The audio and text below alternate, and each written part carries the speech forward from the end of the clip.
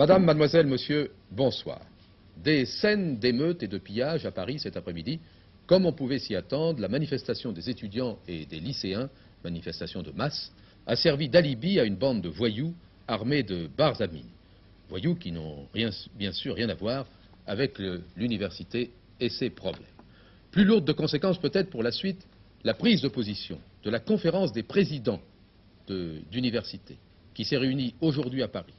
À la majorité des membres présents, cette instance suprême de l'université française s'est prononcée pour l'abrogation, le retrait des textes portant réforme du second cycle des études supérieures. Caution morale qui pourrait encourager les étudiants contestataires dont le mouvement semblait s'essouffler. Mais d'abord, revenons dans les rues de Paris où manifestaient les étudiants. On se doutait, avant même le début de la manifestation, qu'il y aurait des incidents. Les voyous et les anarchistes, ceux que l'on appelle les éléments incontrôlés, étaient venus en force avec leurs munitions habituelles, boulons, barres de fer et manches de pioche.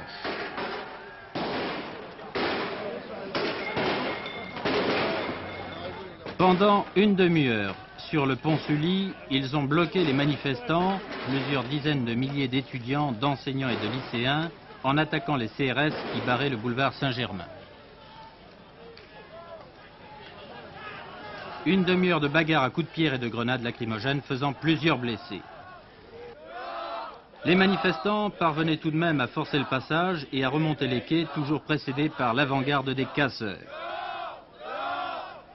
Tout le long de la Seine, ces derniers se sont livrés à des actes de vandalisme, vitrines brisées, parcs-mètres défoncés, magasins d'antiquités saccagés. Vers 18 h, ils s'attaquaient même aux organisateurs de la manifestation qui diffusaient des appels au calme de leurs camions sonos. Je dois dire que nous avons été surpris, nous avons été chargés, je crois que c'est le mot, par 200 nervis, casqués, barres de fer en main, billes d'acier, etc. Une véritable charge sur le service d'ordre de la manifestation, sur le collectif national.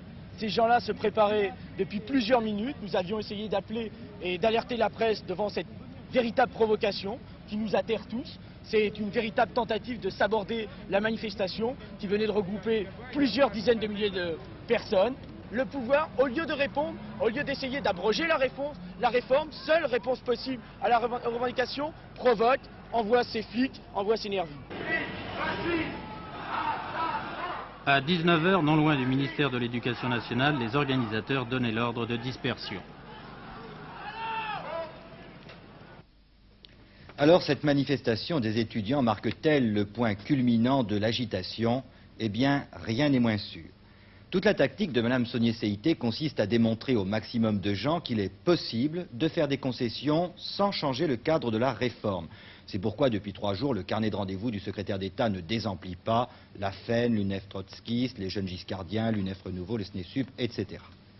Les syndicats traditionnels et les partis politiques, y compris ceux de l'opposition, méfiants vis-à-vis de l'agitation étudiante, agitation difficile à contrôler, ont saisi, grosso modo, la perche tendue par Mme Seïté. Il y a ouverture, donc il faut négocier.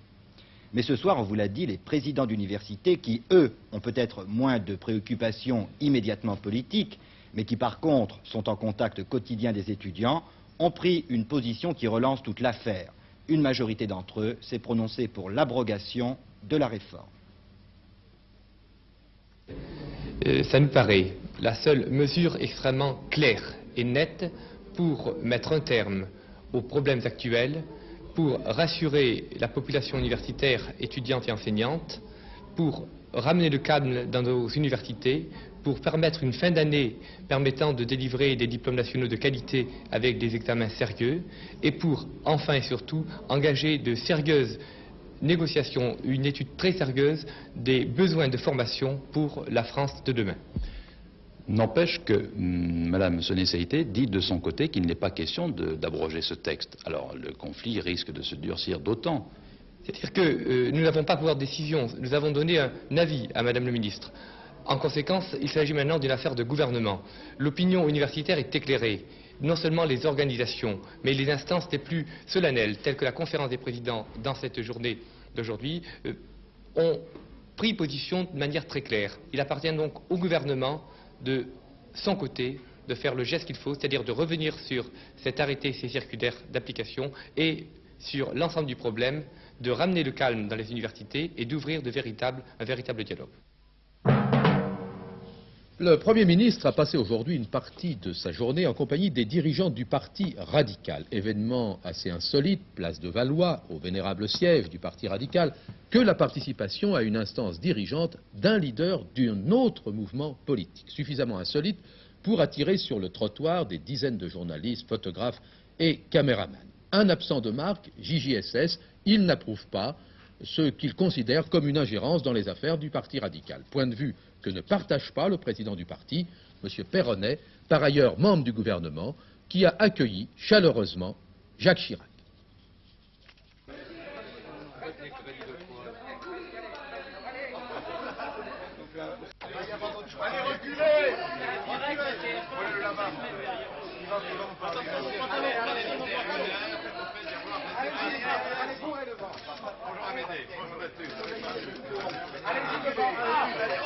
Il venait ici comme coordinateur de la majorité expliquer comment il concevait l'action, le rôle de ce coordinateur. Et je pense que de ce côté, il a donné tout apaisement, même à des gens qui étaient inquiets ou qui s'interrogeaient. Je parle des gens de bonne foi, bien entendu, et qui, ce matin, l'ont écouté, ont posé des questions très librement. Je considère que le fait que M. le Premier ministre ait monté les escaliers de la vieille place de Valois est une reconnaissance officielle de la personnalité radicale au sein de la majorité. Est-ce que vous le reconnaissez comme votre chef? Mais écoutez, je le reconnais comme mon chef puisque je suis membre du gouvernement et qu'une des règles essentielles, et une vieille règle dans cette maison radicale, c'est la règle de la solidarité gouvernementale. On a pu croire ces derniers jours qu'un certain nombre de radicaux allaient faire sécession car ils n'étaient pas d'accord avec cette nouvelle formule majoritaire. Mais c'est tout à fait à l'honneur du Parti radical. Le Parti radical, voyez-vous, je le disais tout à l'heure, est un milieu naturel où viennent là se frotter les unes contre les autres les vagues du mécontentement ou les vagues de l'idéal parfois. Et il est tout à fait naturel que ça se passe place de Valois. L'essentiel surtout, c'est qu'il n'y ait pas d'arrière-pensée. Les gens qui ne sont pas de bonne foi, M. Perronnet n'a pas été plus loin dans sa pensée. Dans le journal du Parti socialiste L'Unité, une mise en garde de François Mitterrand qui sera sans doute commentée dans les milieux politiques, se référant à l'exemple de Jaurès, vilipendé avec quelle hargne par la presse de droite, et qu'un fanatique assassina. Le premier secrétaire du Parti socialiste lance un avertissement aux responsables politiques qui se prêtent à prophétiser, je cite, un désastre national ou le bagne collectiviste si la gauche devait l'emporter. Il existe nécessairement quelque part, quoi qu'il veuille, un citoyen au moins un, assez sincère ou assez fou, pour prendre ce qu'ils disent au sérieux, écrit François Mitterrand. Enfin, toujours dans le domaine politique, cette nouvelle mutation du Parti communiste, la faucille et le marteau, comme emblème du parti, semblent devoir être abandonnés et être remplacés par un point, P-O-I-N-T, vert. Pourquoi ce rond vert? À ce propos, M. Juquin a déclaré « La faucille et le marteau ne correspondent pas exactement à l'union du peuple de France. Il n'y a plus aujourd'hui en France que 13% de paysans, alors qu'il y a une masse énorme d'ingénieurs, de cadres, de chercheurs et d'intellectuels. Ce point vert va être inauguré par le Parti communiste à l'occasion de l'élection législative de Tours. Voici le tramway réhabilité. Non pas ce tramway bruyant et brinque-ballant qui, pendant un demi-siècle, ont constitué le moyen de transport public le plus répandu. Vous en voyez d'ailleurs un exemple, et encore celui-là, il est très moderne par rapport à ceux de mon enfance. Mais c'est aujourd'hui un nouveau type de tramway, silencieux, économe d'énergie, non polluant, sorte de compromis entre le métro et le bus. À la suite d'un concours lancé par 9 grandes villes, un jury composé des maires de ces villes et des représentants des ministères concernés a retenu 2 types de véhicules. Voici une maquette de l'un des 2 tramways choisis. Il sera construit par Matra. L'autre, qui s'apparente au trolleybus, sera construit par Alstom. Autre décision attendue aujourd'hui et plus lourde de conséquences, celle concernant la poursuite du programme de construction de centrales nucléaires. On en construira moins que prévu, pour tenir compte du ralentissement de la croissance et de la consommation électrique, mais sur le plan des principes, rien de changé. La France joue et jouera la carte de l'énergie nucléaire. Il lui est d'ailleurs difficile de faire autrement. Décision complémentaire, le projet de réacteur Superphénix obtient le feu vert. Georges Leclerc nous dira dans un instant la portée de cette décision. Mais auparavant, écoutons le ministre de l'Industrie, M. Dornano, s'expliquer sur le ralentissement du programme nucléaire décidé ce matin.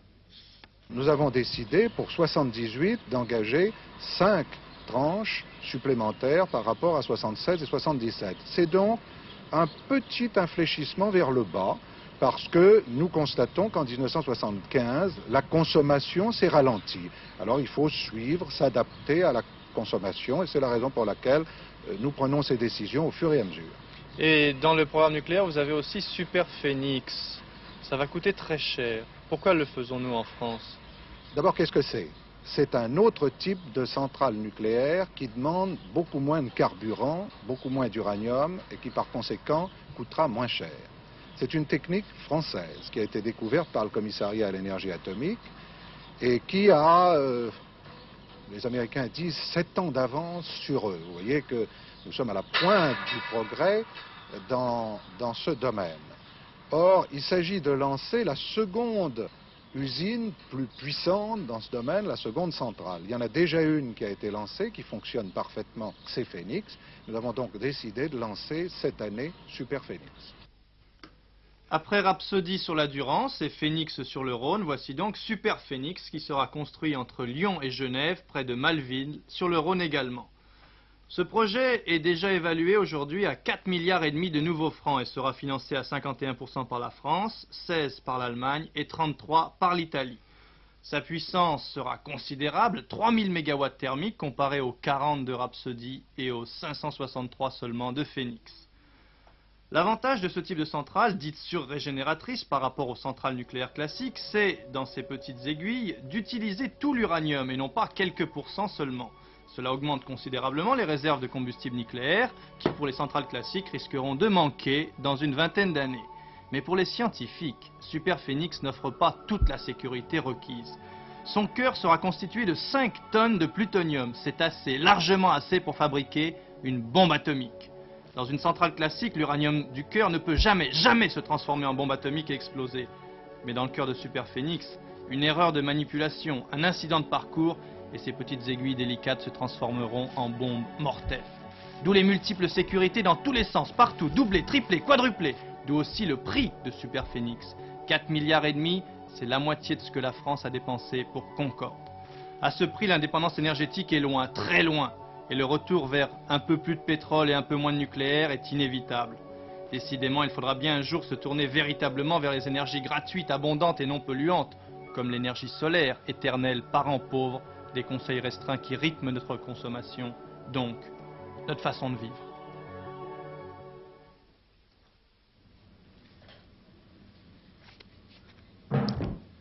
La mère d'un condamné à 15 ans de réclusion est venue cet après-midi à l'Élysée plaider la cause de son fils qui depuis 5 ans crie son innocence, qui fait actuellement une grève de la faim et qui se trouve de ce fait dans une extrême faiblesse. Il s'agit, vous l'avez deviné, de Madame Agret. Vous la voyez d'ailleurs sur cette photographie en compagnie de sa belle-fille, la femme du condamné, qui elle aussi fait la grève de la faim pour que le procès de son mari soit révisé et qu'en attendant, il soit mis en liberté provisoire. On vient de m'affirmer que l'enquête serait terminée incessamment, mais pour me dire le jour, on ne peut pas. Voilà. On ne vous a pas donné de délai? Non, non, pas du tout. Alors j'ai dit, il ne faudrait pas attendre 8 jours, parce que dans 8 jours, ce serait trop tard. Est-ce qu'on vous a fait part d'une préoccupation personnelle du président de la République? Le président de la République ne peut guère faire sans monsieur le Canivet, le garde des Sceaux. Ils ont conscience de la situation dramatique de votre fils? Mais oui, c'est ce que je leur ai dit. Je l'ai vu dimanche et puis j'ai eu des nouvelles encore ce matin. Et si on attend 8 jours, c'est trop tard. Et pour vous, l'innocence de votre fils ne fait aucun aucun doute? Total, toujours. On n'en a jamais douté. Jamais, jamais, non. Et maintenant, je suis désespérée. Au mois de mars, la France aura acheté plus de produits et de biens à l'étranger qu'elle n'en aura vendus. C'est ennuyeux. Ce déficit de la balance commerciale française, qui paraît devoir s'installer, constitue un danger supplémentaire pour la tenue du franc. À terme, bien entendu, un pays dont la balance commerciale serait perpétuellement en déficit courrait à sa ruine. On n'en est pas là, tranquillisez-vous. Cette mauvaise tendance actuelle, cependant, illustre bien les difficultés éprouvées par les industriels français pour concrétiser des accords commerciaux, accords cadres, que les hommes politiques rapportent dans leurs serviettes retour de pays étrangers. L'exemple de l'Irak est à cet égard significatif. Dans Bagdad, le seul signe visible de la présence française, ce sont les voitures. Renault, Peugeot et même Citroën vendent assez bien leurs modèles en Irak. Mais à part cela, il faut chercher avec application les rares plaques qui témoignent de la percée récente des industriels français dans un de ces pays qu'on appelle les nouveaux riches du pétrole. L'Irak jusqu'à présent n'avait que deux richesses, l'agriculture et le pétrole. Maintenant, il veut devenir une nation industrielle. Aussi, ses dirigeants multiplient les appels d'offres aux pays industrialisés. Dans ce ballet diplomatique, la France, a priori, semblait bien placée. Sa position politique et les excellents contacts du Premier ministre irakien, M. Saddam Hussein, et de Jacques Chirac avaient permis à ce dernier de revenir d'Irak les bras chargés de promesses de contrats pour les industriels français. Hélas, ce n'étaient que des promesses.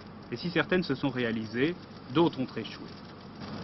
L'exemple le plus frappant est celui de Creusot-Loire. L'entreprise française est déjà présente en Irak. Elle construit en ce moment ce complexe sidérurgique près de Bassora d'une valeur d'1,5 milliard de francs. Mais elle devait aussi signer récemment pour un complexe pétrochimique de 7 milliards de francs. Malheureusement, les Allemands ont proposé un projet environ 20% moins cher et ils ont enlevé le marché.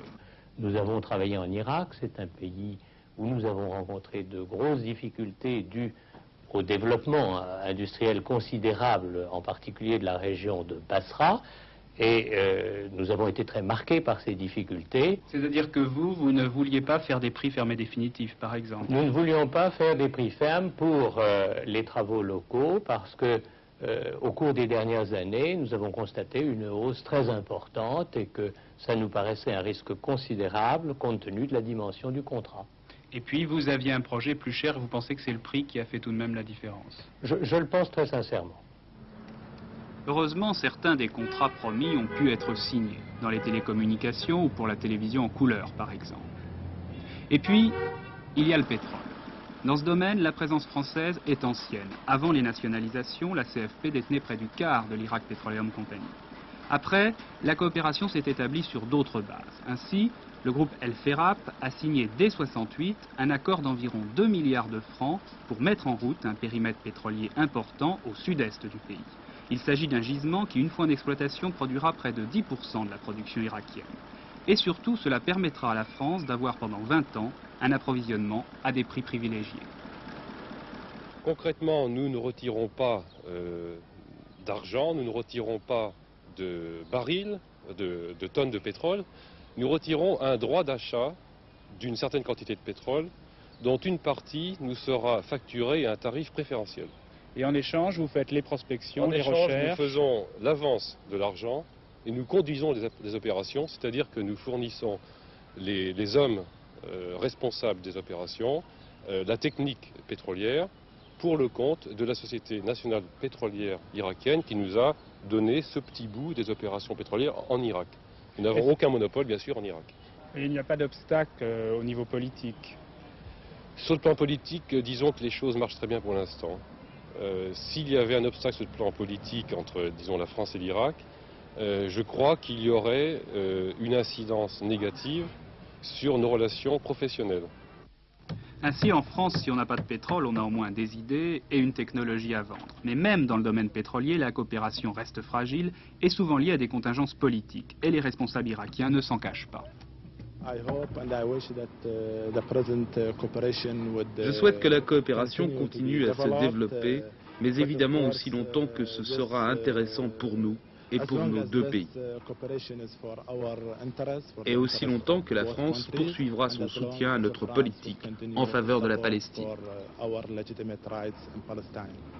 Le rôle des dirigeants politiques français est donc important pour conquérir des marchés comme l'Irak. Mais il reste tout de même que la tâche la plus difficile revient aux industriels qui doivent savoir s'adapter, accepter les contraintes et aussi avoir le goût du risque. Mais pour l'équilibre de notre commerce extérieur, le jeu en vaut la chandelle, car l'Irak, et il n'est pas le seul, est un pays neuf où tout reste à faire.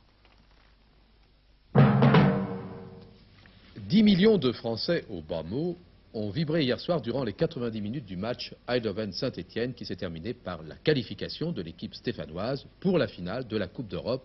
À Saint-Étienne, c'était une véritable folie. Et malheureusement, cette nuit, sur l'aéroport, au moment où arrivait l'avion transportant l'équipe des Verts, un supporter bousculé par la foule a été tué par l'une des pales de l'hélice de l'appareil. Par pudeur et par respect pour la victime, un homme de 32 ans, père de 3 enfants, les joueurs ont attendu que la foule s'en aille en silence avant de descendre de l'appareil. Mais revenons au match et avant tout au travail extraordinaire du gardien de but stéphanois Kurkovic, qui a fait beaucoup pour que son équipe soit qualifiée et rencontre le 12 mai à Glasgow son vieil adversaire, le Bayern. 17 ans après Reims, voici donc Saint-Étienne en finale de la Coupe d'Europe contre le Bayern de Munich. Les Stéphanois ont réussi à préserver le but de l'arqué du match aller, grâce bien sûr à leur gardien de but Kurkovic, absolument remarquable hier soir, mais surtout à l'ensemble de l'équipe qui s'est élevée au niveau des plus grandes équipes européennes.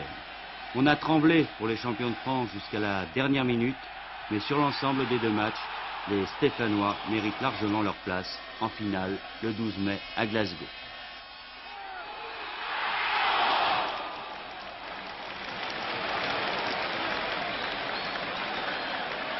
L'an dernier, à pareille époque, à la même heure à peu près, j'avais ressenti qu'on était éliminé de la Coupe d'Europe et ça avait été un moment difficile. Et puis aujourd'hui, eh bien, ça y est, je suis persuadé qu'on est en finale et pour moi, c'est un moment, disons, des plus agréables. On a encore le temps d'y penser d'ici le 12 mai.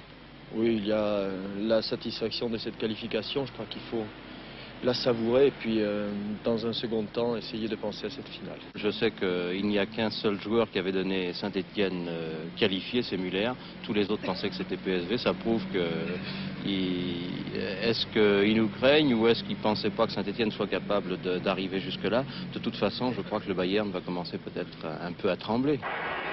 Les Stéphanois retrouveront donc le Bayern en rouge et Gerd Müller, auteur des 2 buts hier face au Real de Madrid. Ce sera la belle entre les 2 équipes puisqu'en 69, Saint-Étienne avait éliminé le Bayern en 16e de finale et l'an passé, les Allemands avaient pris leur revanche.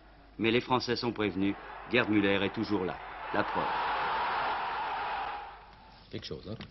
Le temps, eh bien, le temps est resté variable et très frais sur la plupart des régions, avec des températures comprises entre 15 degrés à Lille, 13 degrés à Paris, et 4 degrés à Clermont-Ferrand.